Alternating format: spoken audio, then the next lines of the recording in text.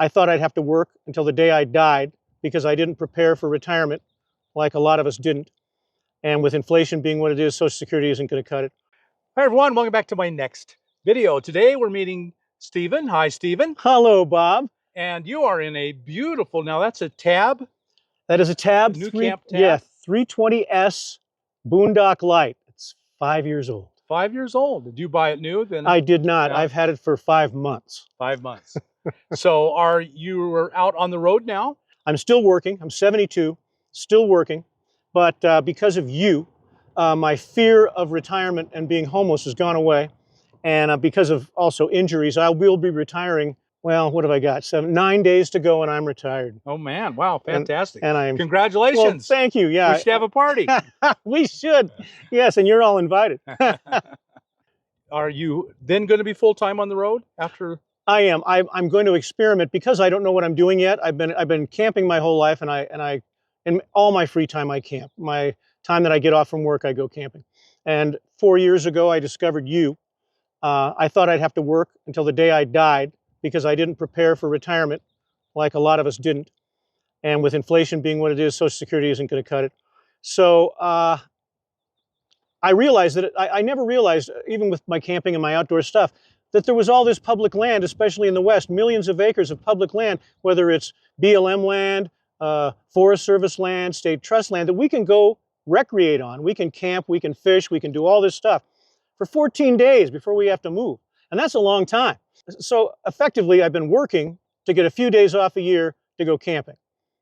I've learned through you that I can just go camping, and that can be my life. So I can break away from the mortgage and all the repairs and the taxes and everything that goes with a house. And I'm not bad-mouthing having a house, but if it gets to the point I'm going to sit there until they take that house because now I can no longer afford it, I'm going to, be proactive. I'm going to anticipate that, sell everything I've got, and have a little emergency fund and go off on this new adventure. And I'm not terrified about it at all. I know it's not going to be all roses and rainbows and unicorns, but it'll be a different set of things I have to overcome.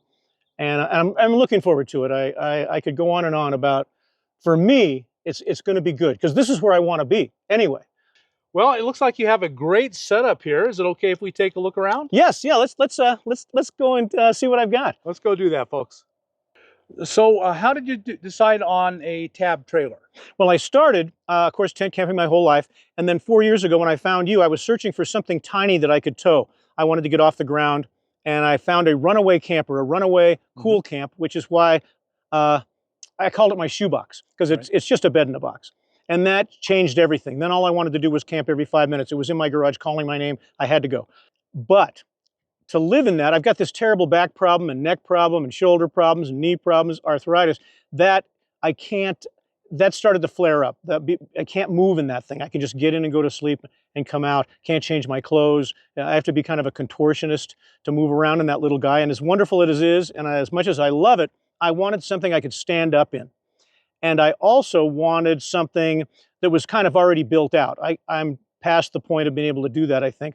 And I originally wanted a van. I thought a van would be the ideal thing. But I also like to go off-road down these forest roads and BLM roads, and I need four-wheel drive and some kind of clearance. And those cost too much. I started looking for something I could pull, because I already had the truck. I've already got a little Chevy Colorado 4x4. And so I was looking at several different things, and this just popped up. And it was a long time I was looking. And everything was more than I can afford, actually, including this. But this was, this wonderful couple was selling it. They were the original owners. It's 5 years old. And they came down and they worked with me. And I was able to acquire this Boondock Edition New Camp TAB 320. I've got a little clearance. It's got some good tires. And it weighs less than 2,000 pounds empty. So we'll just call it 2,000 because it's so close. And then with the tanks full, I think the axle rating is 2,900 to 3,000 pounds for a full load. And my truck seems to handle that. So that's what we've got. I went from the Runaway, which weighs 565 empty, to this, which weighs almost 2,000 empty.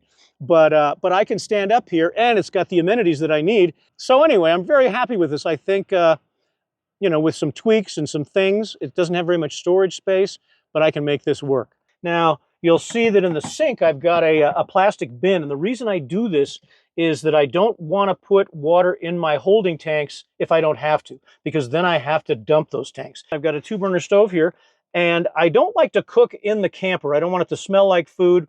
And things that I like to eat, like bacon, that's going to make a big mess. So I'm not going to do that in here. But when it's raining and cold and windy, I can cook up some eggs and some non-messy things here. And every morning I get up and it's nice and cold. This is how I like it. I can boil some water and make my coffee, and I don't have to go outside and do it, which is what I've had to do up until this point. I always had to do my cooking and everything outside. I have a refrigerator that I didn't have built in before. Now this is a three-way fridge.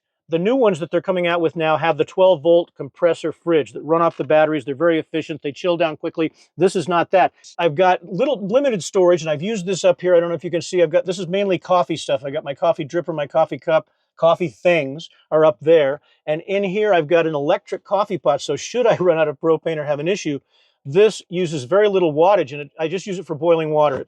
It's silicone, pops up, plugs into a 110 outlet, and I can boil my water for tea or coffee or dehydrated meals. We all are familiar with those dehydrated meals where you add boiling water. Oh, I've got this hanging on my shower door. I've got some shoes in here, some flip-flops in here. I keep my mirror so I can see how fabulous I look every morning. And I just do this when I'm traveling because it's not going to stay on there. Now, you'll notice I've still got the Luggable Loo, the 5-gallon bucket with the toilet seat attached. I bring this out and do this here because, again, I don't want to put that organic material in my tank because then I've got to dump it. So if I'm at a place and I've got full hookups, I will use this. So there's my little bathroom, and I could use it for storage. Sometimes I put water bottles in there and etc. So here's my dinette, and these slats go across this area, and you can turn this into one big giant bed. I don't want to break a bed down every day. I want to have it just like this. So, and because I'm such a giant, this is 6 feet wide, I can sleep wheel to wheel because I'm under 6 feet. And I've got the Aldi heating system, which is wonderful. It runs on glycol in this thing. I think the same one they use in Airstreams. It heats the glycol, and it's a passive system. You don't hear anything. There's no fans blowing. It runs this glycol through under here, and the heat, it just rises under my legs. It's really marvelous. But it does take 45 minutes or so to warm this up because it's this passive heating system. So I picked this up. You've probably seen these, the Cupid. It's like a it's like the Buddy heater, but it's tiny, and it runs. You see the Cupid heater, and it's amazing how efficient this is and how much heat this puts out. And it burns the fuel. It burns the fuel, and I'm glad you mentioned that. It runs on these little butane canisters. Now, if you run that on high, this will only go for about 4 hours. But I've never needed to run this for more than 45 minutes, and that's not on high. I always back it off. And, important safety tip. Let's see, before we were going to talk about fans, I've got these USB fans off Amazon that are just wonderful, but these are so quiet. Let's turn this on. Here's low, and you don't hear anything. Nothing. And you can clamp them wherever, or you can sit them down. So I put this, well, I've gone this far. Let's do this. And this little heater has legs, and I'll sit this behind the heater like this, and I'll put it down in the corner.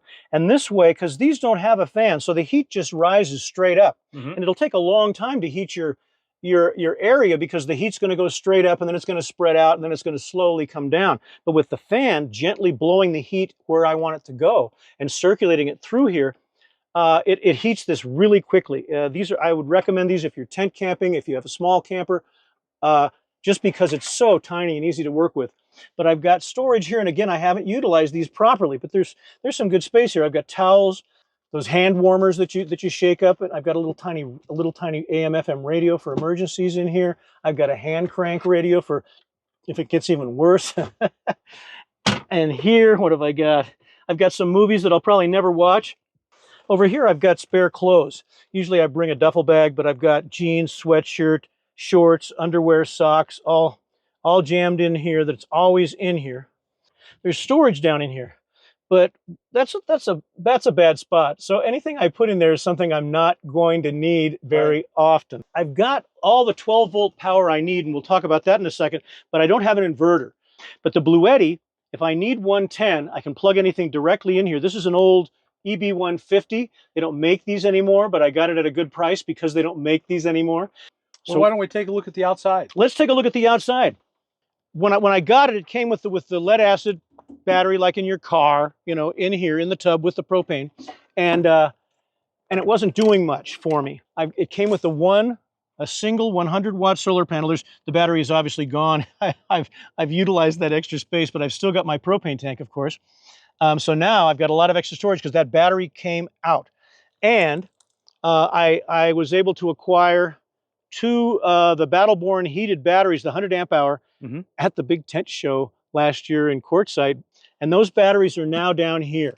So here's one, and they're in a row, and so they're safely in there, so they won't be stolen. 200 amp hours of heated Battleborn batteries. I didn't need the heater, but it's nice to have if I get in sub-zero temperatures. You never know. It protects those batteries. Then I put 200 more watts of solar on the roof. So I have 300 watts on the roof, and it has worked better than I could have imagined. I wanted 400 watts, and there's no room really. I went with the 300, and my batteries are always 100%. I like to do all my cooking, I mentioned, outside. So I am Blackstone. I'm a big fan of Blackstone, and I've had that 22-inch big, the one that weighs a lot, you know, 50 pounds or whatever it is, takes up a great big footprint. And I've been using that for the last 4 years. They just came out with this new one that's like a suitcase. If I want to boil water out here or do anything that this doesn't work, I've got the little single burner GasOne stove. Sometimes I put an easy up so I have a roof over my kitchen. If I'm cooking a lot, which I like to do, I'm making a big mess. I've got things that have to be washed, whether they're pots and pans or plates and knives and forks, and I don't want to do that inside again. So I've got what I call my sanitation station. Now I've been using the same setup from tent camping to my runaway camper and now here. And I've got a water source. I can either use heated water from my trailer now. Wow, fancy, fancy. Yeah. I've got the outdoor shower here. Or I can have something like this. You know, just a 5-gallon thing of water. This particular one is nice. My son got this for me. He's so nice. This has a filter in it that's supposed to be military spec. If I want another water source, I've got this water port. But you pressurize this thing, and I use it for two. I can take a shower with this when I put up a shower tent. This can be my shower.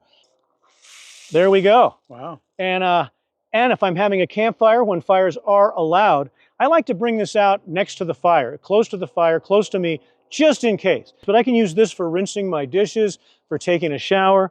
When I put a carpet down or anything that's dusty out here, I've got a shop blower, and it's small and compact. It's got multiple speeds for blowing dust. I've got my vacuum to keep my little camper clean, because I'm always tracking things in there. So I use this daily. I've got a ladder to get up on the roof if I need to. I've got my Bluetti solar panels in here. I've got an extra table, an extra chair, some more propane, and my escape tracks here in case I get stuck. I think it's important to have that. I've got a shovel under the seat in the back of the truck. Here's my little inverter generator that I use when I want air conditioning. It's a little Firman 1600 running watt, 2000 peak watt. Runs it fine. I've been using this for 4 years. It starts every time on the first or second pull. I'm thrilled with this thing. Now again, I've only had it for 5 months, but it's more than I ever thought I'd have. And I mentioned I was looking for a van in the beginning, and I think I might have more living space in here than I would have in a van. And I can find a nice camping spot. I can drop this, take it off the truck, and set up my camp. And then I can use the truck to explore. I can go to town. I can go see an attraction close by. So this works for me, being able to leave my camp, take my truck, come back, hook up, and off I go. So, Stephen, if someone wants to get hold of you and follow your adventures, how can they do it? Thank you for asking, Bob. I've got a YouTube channel where I post videos here and there and everywhere called My Shoebox Adventures. And so I'd love it if you people would take a peek, come with me, follow me on my camping trips at My Shoebox Adventures. It's me in my shoebox.